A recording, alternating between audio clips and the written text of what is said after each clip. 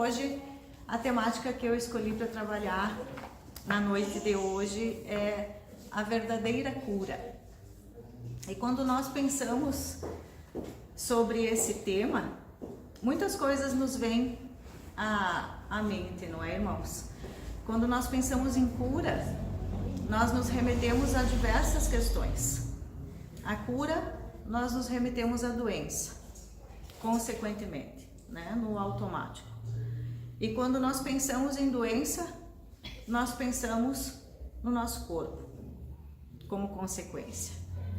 Mas nós bem sabemos, e a nossa doutrina nos esclarece de uma maneira muito eficaz isso, que nós temos doenças de ordem física e de ordem espiritual, né? Então, quando nós pensamos e nos remetemos ao tema a verdadeira cura, nós pensamos então, qual é a verdadeira cura? O que nós pensamos em curar? O nosso corpo físico? Apenas? O nosso espírito? Nós pensamos em curar as duas coisas?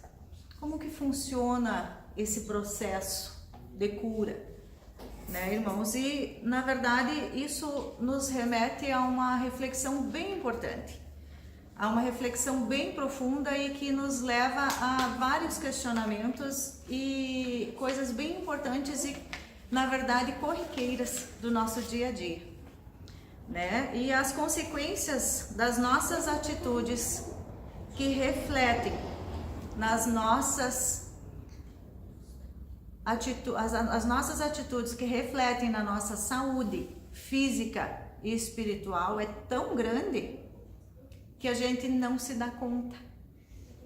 As nossas atitudes do nosso dia a dia, elas refletem consequentemente na nossa saúde física e espiritual.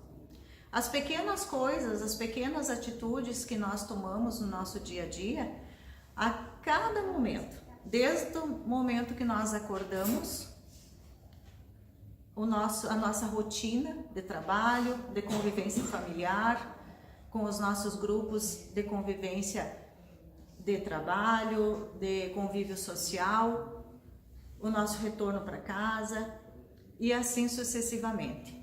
É aí que as coisas se organizam e acontecem e que às vezes a gente acaba não se dando conta.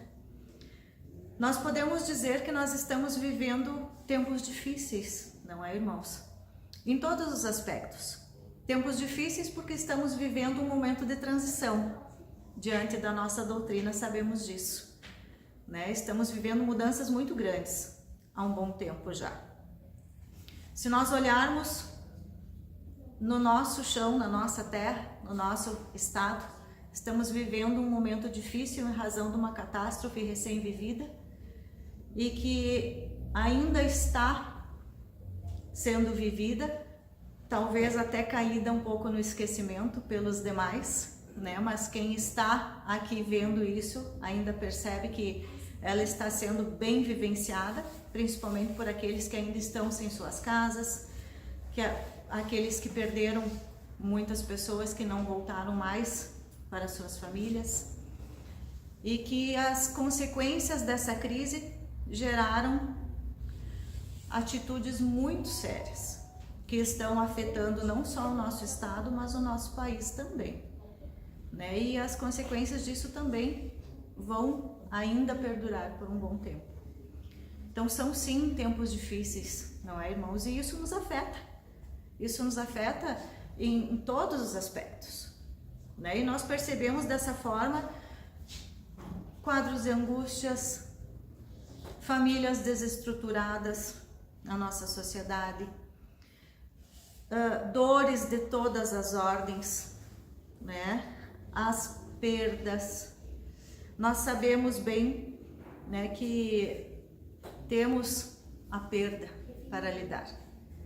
Nós sabemos que nós nascemos e que nós morremos.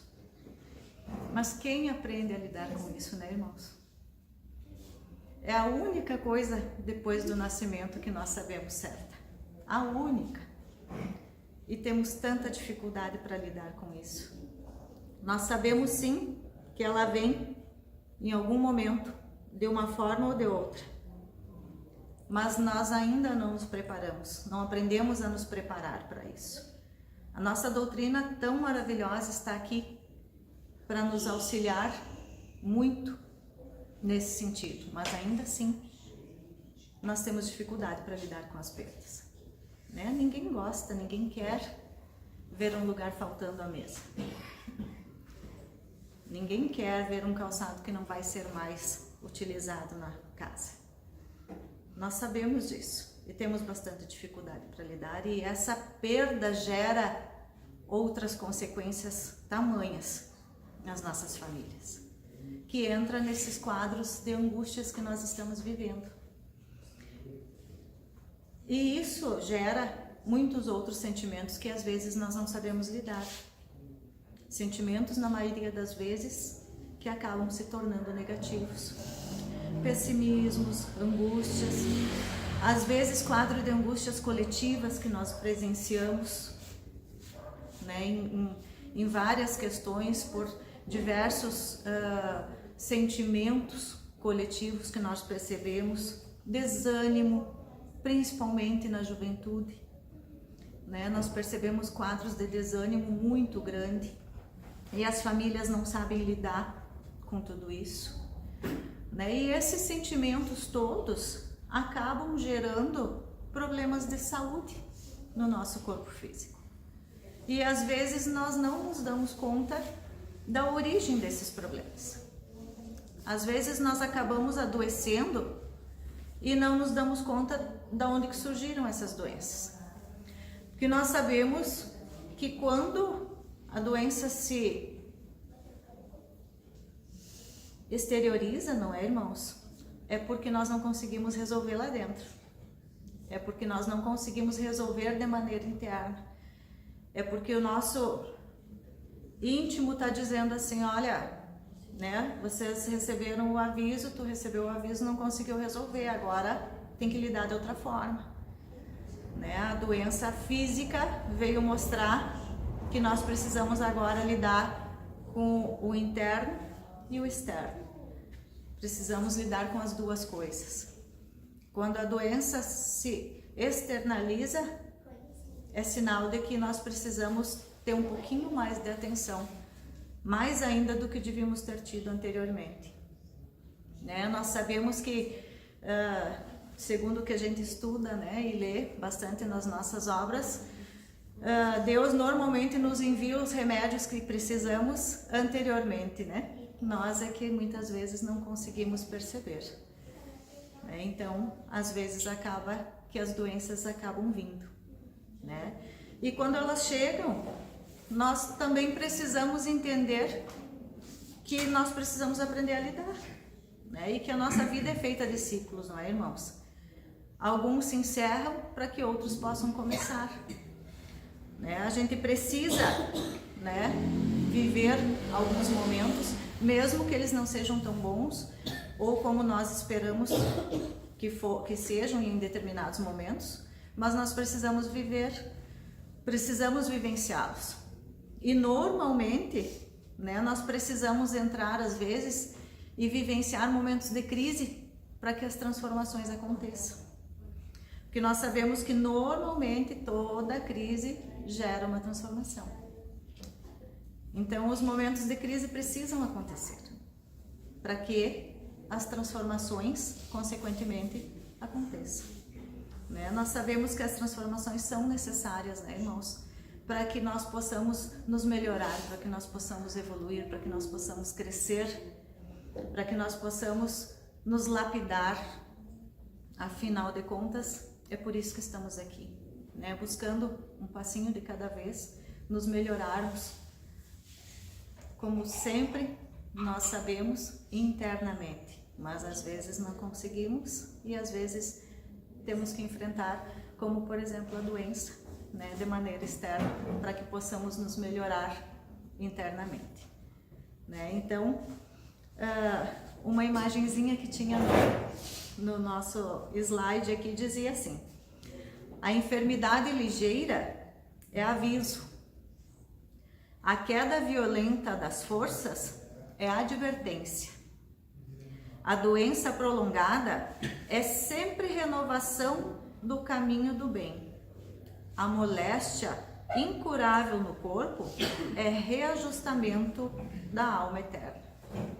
Então são sempre os caminhos, um de cada vez, né? Cada coisa ao seu tempo, né? E nós sabemos que também, em meio a tanta mudança de paradigmas, de pontos de vistas diferenciados que nós estamos vivenciando hoje, socialmente, né? Com tantas mudanças de comportamento, né? Que estamos percebendo que às vezes acabamos ficando um pouco perdidos, em meio a tudo isso, principalmente quando tratamos de família, né? Não sabemos às vezes que direção tomar, né? Nós percebemos diversos sentimentos em meio a tudo isso, né? E um sentimento nós podemos considerar que vem se destacando há um bom tempo, que é o sentimento depressivo.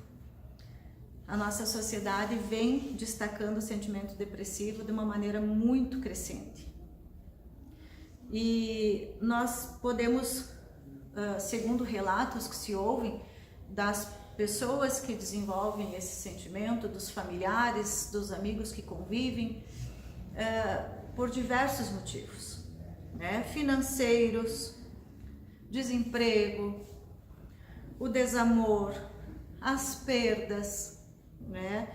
Frustrações das mais diversas ordens, entre tantos outros motivos que acabam gerando o sentimento depressivo em tantas pessoas, né? E esse cenário de sentimento depressivo em tantas pessoas de todas as idades, né? Inclusive em crianças, não é, meus irmãos? Eu sou professora, né? E a gente vê isso crescendo muito entre os adolescentes e as crianças, né? E a gente se entristece bastante de perceber que realmente esse cenário vem crescendo, né? Entre colegas, entre adultos, crianças e adolescentes, né?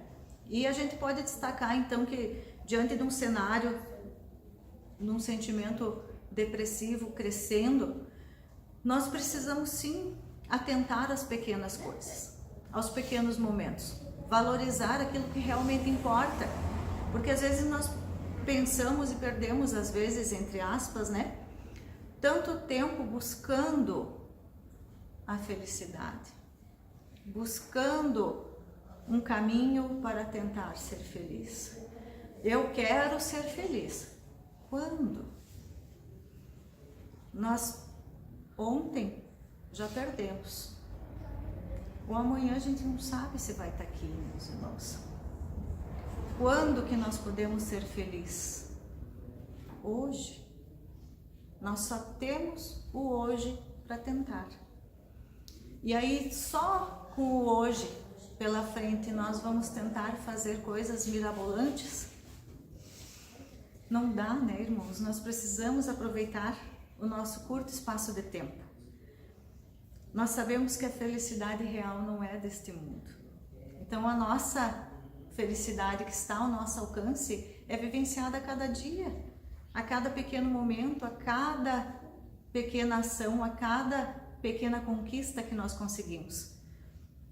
Há um almoço com a família reunida, há uma conquista no trabalho, há um objetivo alcançado que possa ser comemorado com aqueles que fazem parte da nossa convivência. São pequenas coisas, né? Então, de repente, valorizar as pequenas conquistas e rever as nossas prioridades, né? Rever as nossas pequenas ações do dia a dia, né? Porque tudo isso faz parte do nosso processo de transformação, né?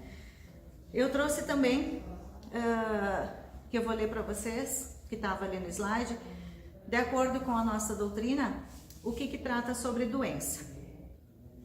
E diz assim: segundo os princípios espíritas, a questão saúde e doença está profundamente vinculada à lei de causa e efeito, ao karma. André Luiz, explica no livro Ação e Reação que karma designa causa e efeito, porque a toda ação corresponde uma reação. Quer dizer que está ligado a ações de vidas passadas. Assim, o karma seria uma espécie de conta do destino criada por nós mesmos. Faz parte do sistema de contabilidade da justiça divina. Ou seja, os nossos resgates através das nossas reencarnações pela justiça divina que nos concede essa oportunidade de conseguir corrigir a cada vez que estamos aqui as nossas ações, os nossos ajustes. Aprendemos com os mentores espirituais que a porcentagem quase total das enfermidades humanas tem origem no psiquismo. E olhem que importante isso, irmãos. Assim, orgulho, vaidade, egoísmo, preguiça e crueldade são vícios da alma que geram perturbações e doenças nos seus envoltórios, quer dizer, no corpo espiritual ou perispírito e no corpo físico. Então, os nossos sentimentos diretamente ligados à questão da doença que nos aflige, né? Aí, para exemplificar toda essa questão da verdadeira cura, do que realmente importa, o que gera tudo isso, eu trouxe para conversar com vocês a respeito de uma passagem do nosso Evangelho que nos traz tantas passagens maravilhosas, né, irmãos? Sempre tem uma passagem que vem nos trazer alento, consolo e esclarecimento, né? E quando eu recebi esse livro aqui, da irmã Lúcia, lá do Clube do Livro da nossa casa, eu levei ele junto comigo para o meu trabalho e no intervalo eu abri ele nesse capítulo e eu botei o olho nele e eu preparei, eu disse, esse capítulo vai ser o Evangelho que eu vou fazer. E eu voltei, olhei outras coisas e acabei voltando para ele de novo, né? Porque ele me chamou bastante atenção. Eu já conhecia a história e tudo, mas a Amélia Rodrigues sempre nos traz de uma forma muito clara, né? Do Divaldo. Ele é o essencial, o título. Se tiverem a oportunidade, vejam, porque é maravilhoso, né? E o capítulo desse tema se chama A Verdadeira Cura, que é o tema que eu trouxe para vocês. E ele trata nesse capítulo somente desta história. Ele não traz mais nada, somente a história. E então eu trouxe para falar com vocês a história do viajante de Sidon, que provavelmente vocês todos conheçam, né? Mas que exemplifica bem essa questão da doença. E então ele conta, né? E a Amélia Rodrigues, ela trabalha muito nos detalhes, né? Na riqueza de detalhes, e isso enriquece bastante a leitura da gente também, né? Então eu vou contar com as minhas palavras, mas eu separei alguns trechinhos das falas de Jesus que eu acho bem importante colocar na íntegra para vocês, para que eu não esqueça de nada. E então ele conta ela conta que foram muitos dias de viagem desse viajante, que Sidon era o lugar onde ele morava, né, o nome da cidade, que era como as pessoas eram conhecidas na época, né, pelos lugares onde morava. E ele viajou por muitos e muitos dias, e ele viajava durante a noite e descansava durante o dia, em razão da doença que o acometia, em razão das suas feridas que lhe traziam muita dor e do enfraquecimento que ele tinha no corpo. Porque as marcas únicas que a lepra o trazia faziam com que ele fosse enxotado, escorraçado. Então viajar ao dia também, além das dores, era mais difícil em razão dos preconceitos que ele sofria. Então aqueles dias todos de viagem, ele durante o dia descansava e durante a noite ele viajava, mesmo com as suas dificuldades, quase que se arrastando. porque ele tinha muita dor no corpo em razão das feridas ulcerosas, né? E além disso, a lepra ela dá muita dor nas extremidades, né? Então ele ouvira falar de Jesus ainda na sua cidade. Esses dias e dias de viagem, ele foi até chegar a Cafarnaum, onde ele ficou sabendo que Jesus estaria. E após dias e dias, ele enfim chegou. Mas antes disso, quando ele resolveu fazer essa viagem, né, teve toda uma parte que antecede essa viagem. Então, ele ouviu a fama daquele profeta chegar à sua cidade. E aquilo encheu ele de esperança. Ele ouviu dizer, então, que ele era a luz que penetrava na escuridão e que acabava com todas as trevas. E ele, então, se encheu de esperança. Ele ouviu dizer que os comentários das pessoas contavam, né, que ele tocava os paralisados e que os membros se desatrelavam. Então, aqueles que não mais andavam eram curados. E aquilo encheu ele de esperança.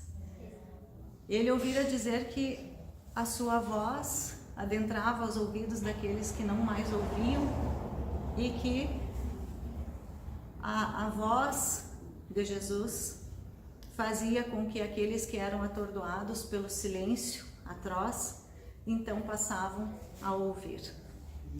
E ele se enchia cada vez mais de esperança com os relatos que ele ouvia.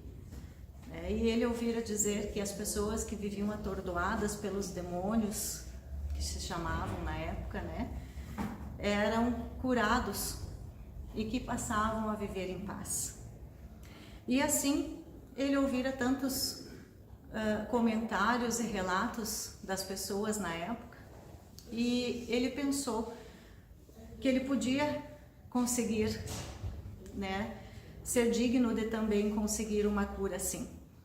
Mas aí, ao mesmo tempo, ele pensou, né, que provavelmente ele faria isso só para os que fossem os filhos de Davi, das antigas tradições. Mas ele não entendia bem como que aquilo tudo funcionava e ele se sentia filho de Deus.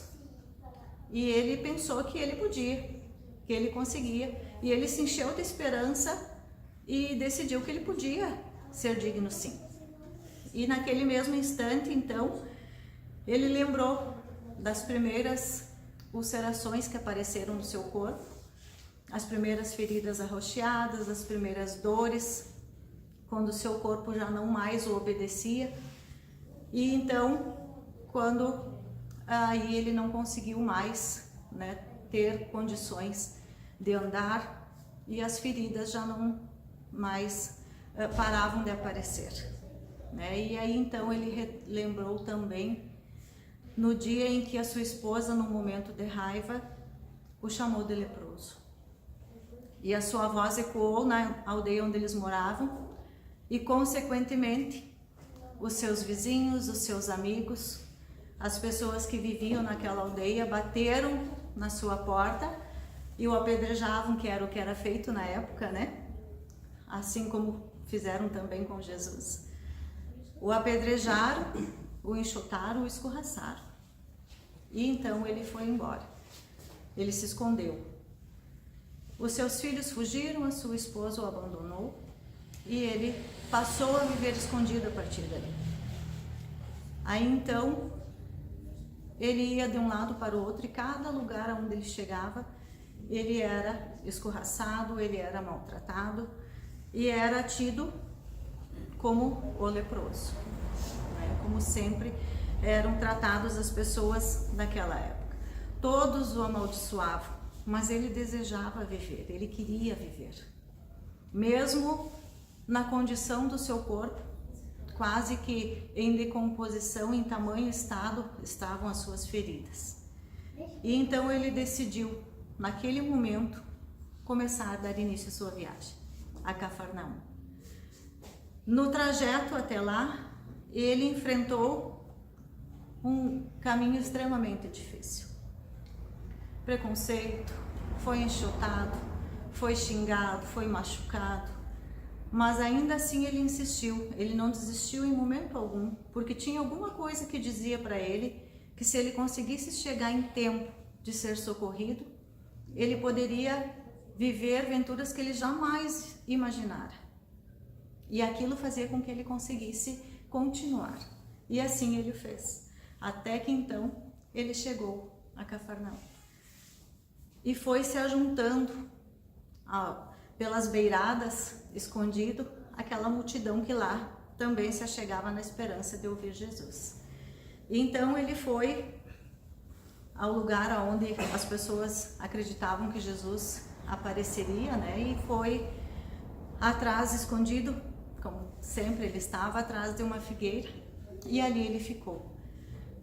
Aí adiante na praia tinha uma barca que estava enterrada, e as pessoas iam se achegando, e a multidão foi crescendo. Quando de repente Jesus surgiu em meio àquela multidão. E a narrativa conta que a sua figura era tão maravilhosa, tão sublime, que os seus olhos pareciam luzes brilhantes pairando sobre a multidão. E que ele se ajoelhou instintivamente e queria fechar os seus olhos para viver a plenitude daquele momento, mas que ele não conseguiu, porque ele não queria perder momento algum do que ele estava vendo, do que ele estava presenciando. E que ele, só aquilo bastava para ele, de ter conseguido presenciar, estar ali na presença do Mestre. E então um silêncio enorme se fez naquele momento, que foi quebrado apenas pela voz serena e sublime de Jesus, que então disse para eles: eu venho vos trazer boas novas de alegria. E ali todos foram então tomados de uma sublime onda de amor, na esperança de ouvir as palavras de Jesus, que era o motivo pelo qual as pessoas se reuniam, né, após todas as falas de Jesus, né, que se espalhavam aos rumores de todos, né. E então ele também naquele momento esqueceu-se da sua condição e se ajuntou a todos que estavam ali e foi para o meio da multidão para escutar Jesus mais de perto. Ele se achegou esquecendo da sua condição e não se importou mais com o seu corpo. E então Jesus começou a falar. Vou ler 2 trechinhos da fala de Jesus na íntegra para vocês. E ele disse assim: o Pai enviou-me a fim de que desperteis do letargo, da indiferença, do sofrimento, e vindes a mim, pois eu vos reunirei num rebanho e vos guardarei com a minha vigilância.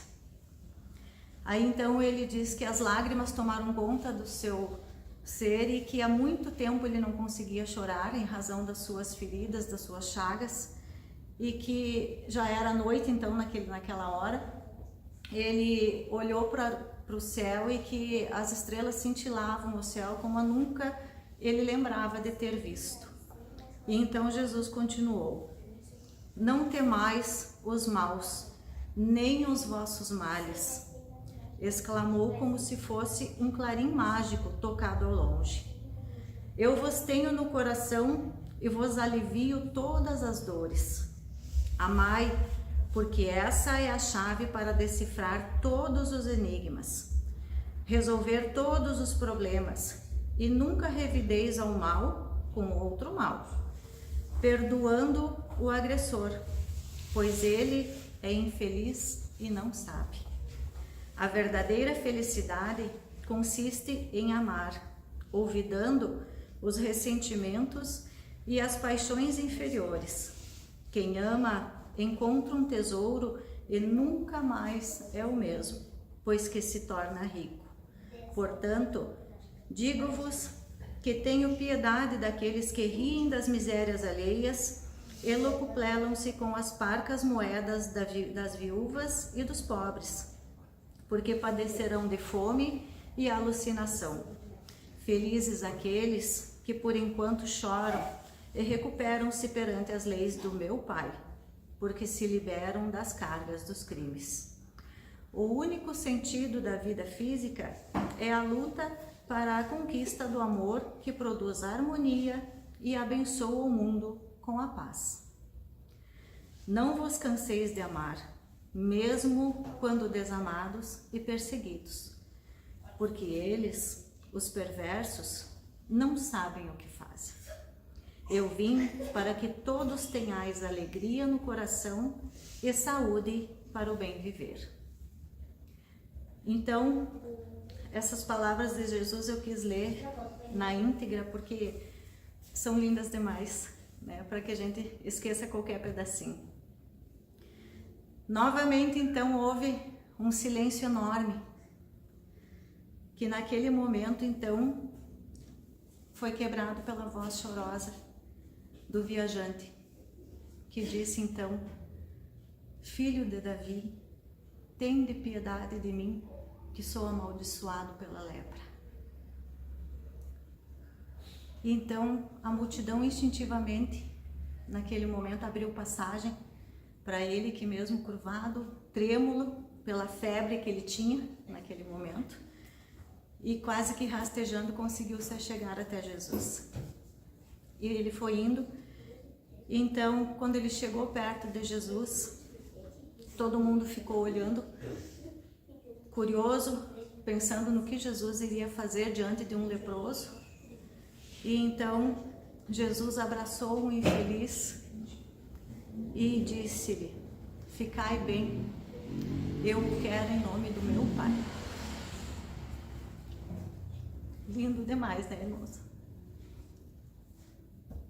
E aí, diante dos olhos de todos, a multidão se encheu de júbilo, de alegria, e fizeram todas as súplicas diante daquele milagre, e instintivamente ele se curou. E aí então ele diz que Jesus se achegou a ele como se fosse um amigo e indagou a ele: o que queres que eu faça? E aí então ele não mais teve medo nem de morrer nem de viver. E aí ele disse: eu quero ter paz. Ele esqueceu da lepra, ele esqueceu da sua doença. Ele não pediu para ser curado. Ele não pediu para não ser mais doente. Ele pediu para viver em paz. Então, naquele momento, ele quis a verdadeira cura. Ele esqueceu-se da própria doença diante da figura de Jesus. E quando Jesus o questionou, ele respondeu: eu quero viver em paz. E Jesus, então, com gentileza, sorrindo, disse a ele: ficai bom, eu o quero também. Né, irmãos? Então, quando nós pensamos na grandiosidade de Jesus diante de um leproso, e com essas palavras fez tal atitude, e ele, quase que morto pela doença que o acometia, entendeu o que ele precisava, que era realmente resolver o que ele tinha aqui, né? Então, naquele momento, ele se curou não só da lepra externa, mas da interna, que era a que gerava todo o resto, né? E ele foi curado de todo o resto, ele foi curado daquilo que gerava todo o resto do problema. Ele entendeu e ele pediu a verdadeira cura. E quando nós decidirmos e pensarmos que nós queremos nos melhorar, nós precisamos fortalecer os nossos alicerces, fortalecer os alicerces do nosso coração e nos decidir, nos posicionar diante de Jesus e dizer: eu quero melhorar, eu quero a cura, né? Porque isso depende só de nós, mas nós também precisamos dizer: eu quero mudar, porque depende exclusivamente de cada um de nós. E quando isso acontecer, não é, meus irmãos, para que nós possamos ter certeza disso, nós precisamos estar prontos para quando Jesus nos perguntar: o que queres que eu faça? Quando Jesus nos questionar, o que nós vamos responder a Ele? Nós precisamos saber, e para isso nós precisamos resolver aqui, internamente. Para encerrar, porque eu já falei demais, eu tinha uma imagenzinha no final aqui da apresentação que dizia assim: o Evangelho de Jesus é a farmácia aonde encontraremos os remédios que nos curam por dentro. Há 2000 anos, esses remédios estão à nossa disposição. Quando nos decidiremos? Depende de cada um de nós. O remédio de cada um é exclusivo, é diferente do outro.